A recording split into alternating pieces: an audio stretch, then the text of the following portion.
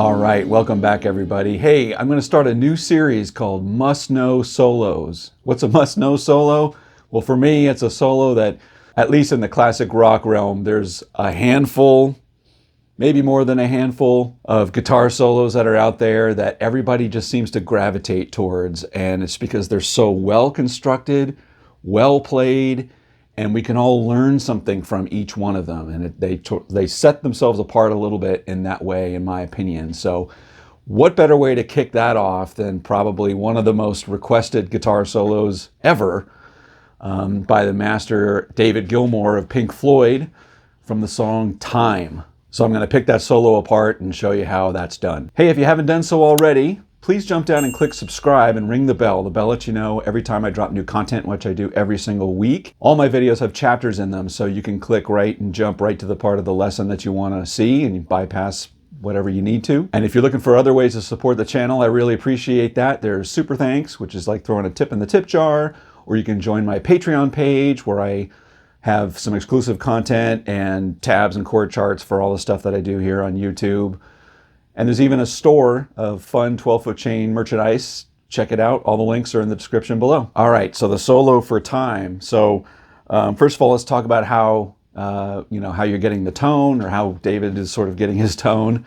Not that I will be David Gilmour, but I'll get you close. Okay, so pretty sure he's playing this on his Strat. To my ear, there's a couple things that are critical. Number one, you need to have some kind of fuzz. And I have a full tone ultimate octave fuzz. I have the octave switch off, but it's just the full tone fuzz, which serves me very well. But fuzz face or pretty much any fuzz pedal will sound fantastic on this. I also believe he's running some kind of a univibe or some kind of vibe like effect on there. I'm using the TC Electronic Vibe Vicious.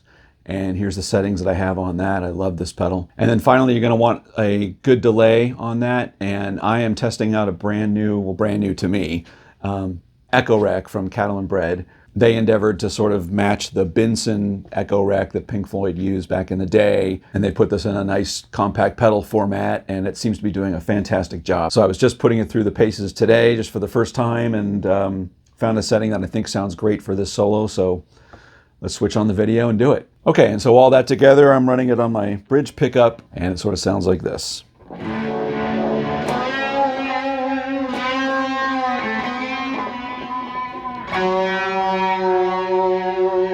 So it's going to get us close. All right, so I'm going to make some assumptions that you sort of know the chord structure in this song a little bit, but I'll reference it as I go along. So, okay. All right, so the first part, we're going to do a big dive. We're going to end in F sharp minor, which is the first chord that is being played right there. And we're going to just stab that D string on the 4th fret.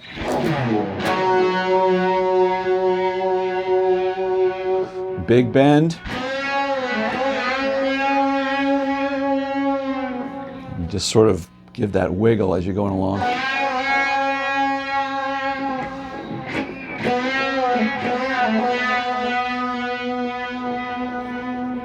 And then my favorite part, which is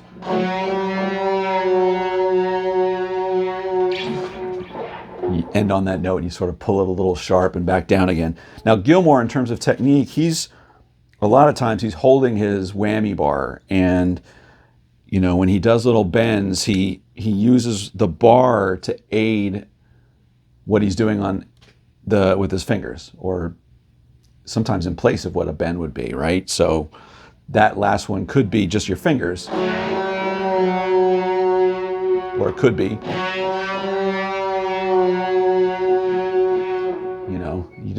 you sort of hear those things in and out, but either of those will work. All right, then you come on up here. All right, our classic sort of move up to the next blues position, right? And then back down to F sharp again. Big bend. All right, now our next chord is an A. Okay, we're going to move to our A, and we're going to play our A position up here on 9 on the G string and the E string. come out of that.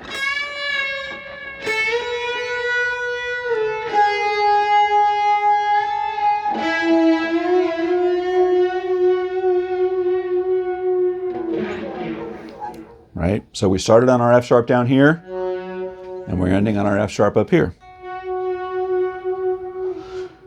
Right? And then we're going to come all the way up to our minor pentatonic position up here on 14. Right? So we're going to move up here.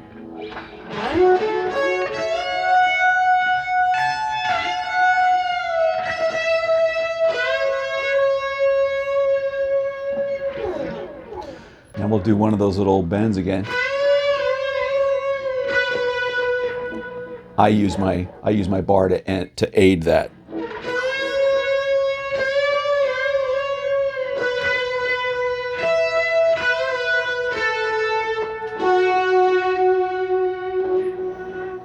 Okay, we're going to jump up to the top of that scale now.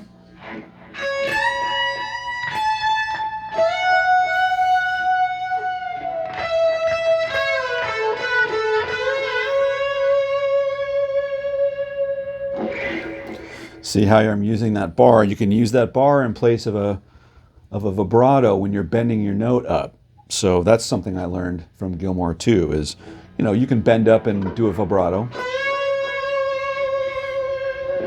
Or you can just bend up and hold it and use the bar.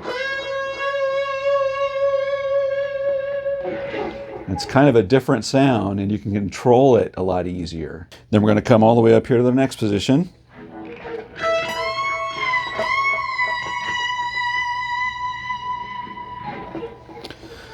And we're going to end it by moving from an E chord to an F sharp minor. And our E chord is our E triad right up here.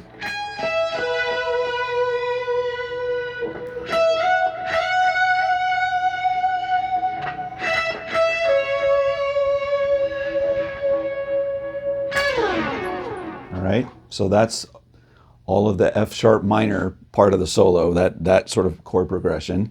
And again, those chords that were going on was F sharp minor, A, E, and F sharp minor. So that's what was repeating underneath the solo. So now the chords are going to go from a D major 7 to an A major 7.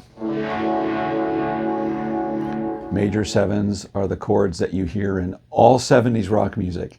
For some reason, 70s rock and pop music discovered the major 7 chord, and we were treated to that for 10 solid years. It was great for a while, and then we needed a break from it, right? But here we go.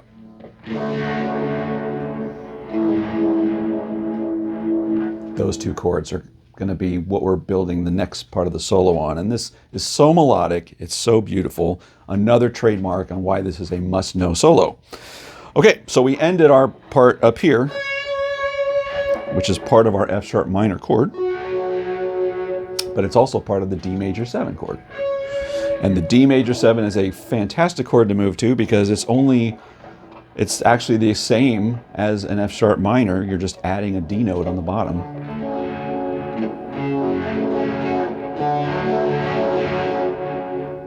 So, all right, we're going to come off of this. And the climb is... All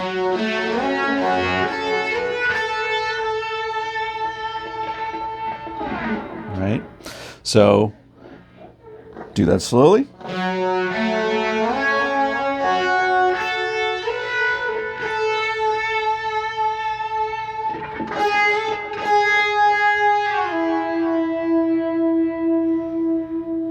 Next part.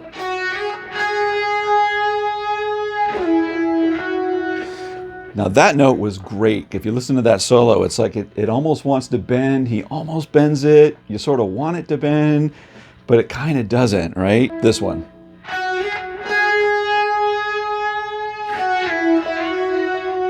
Love that. All right, so when he ends on that, what is that, C sharp there, you're sort of back in that F sharp minor or D, D major 7 space, right? So you do this bend to get that note again. You hear him hit it. So he comes back down. Right? He ends it with that. And then he does a big bend where I think he's going to use his bar to help him out here.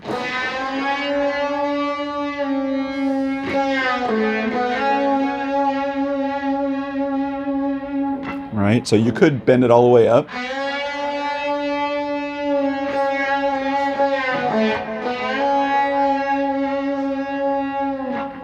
But something with that bar, it sounds a little more Gilmour-ish to me. So the bend, I'm actually doing a regular bend. But I'm getting that extra note by pulling the bar back. And then releasing.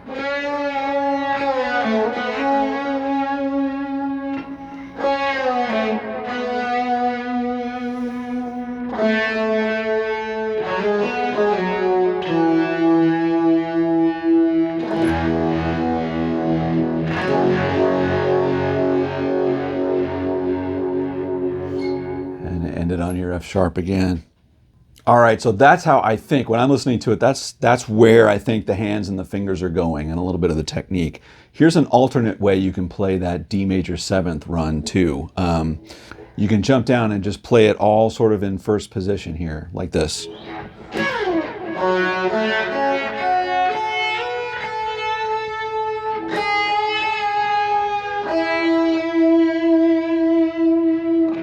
It's another way to do it. Like, I clearly hear him doing this slide.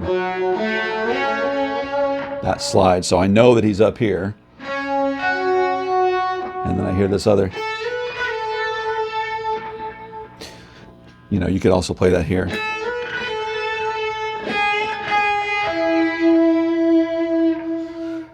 All right, so that's Time by Pink Floyd, and a must-know solo from my point of view. What I learned from this solo is that you can sort of build this story arc, as I like to call it, in your solo, where you're starting here in one position down here, you're building sort of to the mid-range, you're doing a climb, and then you're coming all the way up here and playing maybe in the same scale, but you're up here at an octave, and it's still more entertaining for your ear to hold your attention.